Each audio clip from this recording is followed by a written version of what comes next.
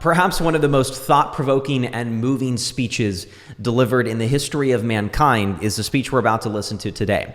This is the speech given by Charlie Chaplin at the end of the film The Great Dictator. There are several editions of this speech that exist on YouTube. We're going to watch the one without the soundtrack in the background.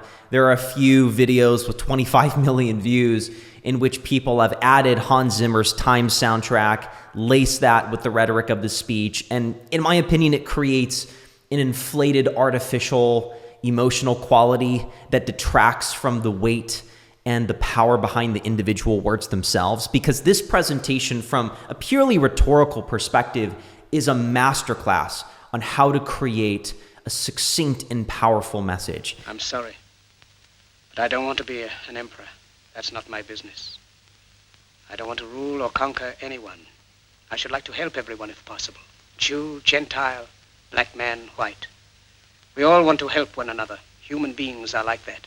This right here is an example of Charlie Chaplin using a rhetorical device called a syndeton, which is omitting any conjunction words to create a more profound and dramatic effect. He says Jew, Gentile, black man, white. He doesn't say Jew and Gentile and black man and white. He removes the and.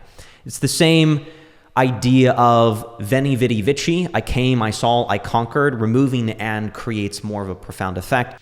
We want to live by each other's happiness, not by each other's misery. We don't want to hate and despise one another. In this world, there's room for everyone, and the good earth is rich and can provide for everyone. The way of life can be free and beautiful, but we have lost the way.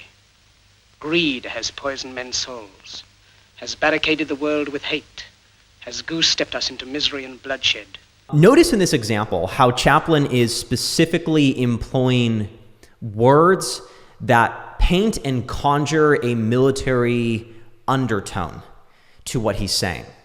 Words like barricaded, words like goose-stepped. Goose-stepping is the long-legged goose walk, as they call it, that would characterize the military marches of the Third Reich in Nazi Germany. He's also using words such as bloodshed. He's painting a very vivid picture. We have developed speed, but we have shut ourselves in. Machinery that gives abundance has left us in want. Our knowledge has made us cynical, our cleverness hard and unkind. We think too much and feel too little. This is an example of an appeal to pathos. Pathos is one of the three rhetorical devices that Aristotle taught as keys to effective communication. Pathos, logos, and ethos. Pathos is trying to appeal to someone's emotions. In this example, Chaplin is trying to conjure up feelings of remorse and conviction. We think too much and we feel too little. More than machinery, we need humanity. More than cleverness, we need kindness and gentleness. Without these qualities, life will be violent and all will be lost. The aeroplane and the radio have brought us closer together. The very nature of these inventions cries out for the goodness in men, cries out for universal brotherhood, for the unity of us all. Even now, my voice is reaching millions throughout the world. Millions of despairing men, women, and little children, victims of a system that makes men torture and imprison innocent people. To those who can hear me, I say, do not despair. The misery that is now upon us is but the passing of greed, the bitterness of men who fear the way of human progress. The hate of men will pass, and dictators die, and the power they took from the people will return to the people. And so long as men die, liberty will never perish. Soldiers, don't give yourselves to brutes, men who despise you, enslave you, who regiment your lives, tell you what to do, what to think, and what to feel, who drill you, diet you, treat you like cattle, use you as cannon fodder. Don't give yourselves to these unnatural men with machine minds and machine hearts. You are not machines, you are not cattle, you are men. You have the love of humanity in your hearts. You don't hate, only the unloved hate, the unloved and the unnatural. Soldiers, don't fight for slavery, fight for liberty. In the 17th chapter of St. Luke it is written, the kingdom of God is within man, not one man nor a group of men, but in all men, in you. You, the people, have the power. I hate to pause this speech when we're in the middle of such emotionally intense, charged words, but I just wanted to point out when he's quoting the Bible, this is an appeal to ethos. He's showing he is well-read and that he is using a form of shared understanding between us and him to make a more profound point by quoting Luke. The power to create machines, the power to create happiness. You, the people, have the power to make this life free and beautiful, to make this life a wonderful adventure. Then in the name of democracy, let us use that power. Let us all unite. Let us fight for a new world, a decent world that will give men a chance to work, that will give youth a future and old age a security.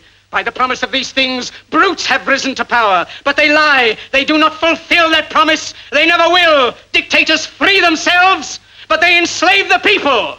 Now let us fight to fulfill that promise. Let us fight to free the world, to do away with national barriers, to do away with greed, with hate and intolerance. Let us fight for a world of reason, a world where science and progress will lead to all men's happiness. Soldiers, in the name of democracy, let us all unite! What most people don't realize is the film immediately ends after that. That is the end of the film. I always thought this was smack right in the plot somehow, and there was something afterwards, but there really is nothing. The speech is very timeless. It is one of the most viewed speeches on YouTube for a reason.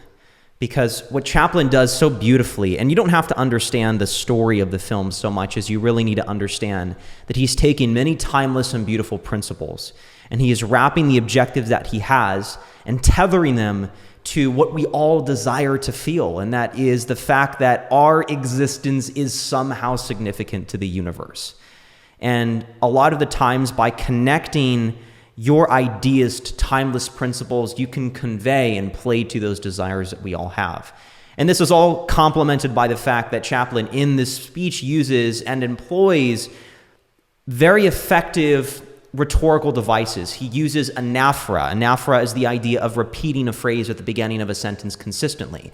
You, the people, have the power. You, the people, have the power to, and then follows it up with the point he's making in the sentence. He uses alliteration. Alliteration is using the same consonant or vowel in words back to back to create a dramatic and memorable quality to your words. I would love to know what the emotional quality looks like graphed out, because there clearly is an acceleration in the intensity and the emotional quality of what he's saying. And it doesn't increase precipitously. In fact, I would argue that there is a lull toward the end, and then he has this call to action. Soldiers, in the name of democracy, let us unite. But the beginning of the speech is him calling out humanity for having sacrificed responsibility of providing a quality of life to all people. And instead, we've replaced that responsibility with, I think it's greed, hatred, pessimism, and violence. And that's the first half, is diagnosing the problem. And he uses a lot of pathos in that. And then the second half of the speech, / the beginning of the second half, is him providing optimism for a society that he condemns as cynical. The goodness that exists in this world, the values, the qualities, the grand ideals that we should strive for in life. And then he ends by energizing his audience to revive what has become this lost state of humanity. There's a very profound narrative, archetype, in the message that he shares.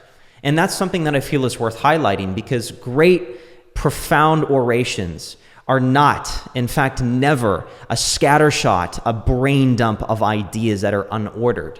There is an order and coherency from a macro perspective, meaning from the speech as a whole, but when you break it down, there are sections that are also ordered, and that's what's also often called the micro state of presentations.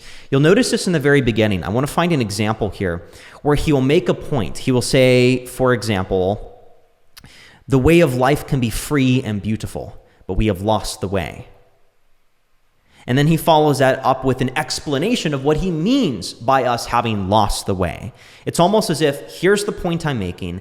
Let me provide a link to explain that and break it down. He is double-clicking into a sentence, and he follows this by, greed has poisoned men's souls, has barricaded the world with hate. I'll leave the speech below if you want to review it. I just wanted to share my thoughts on this because this is one of my favorite speeches that exists on YouTube, both for the rhetorical devices used and the masterful craftsmanship of the words themselves.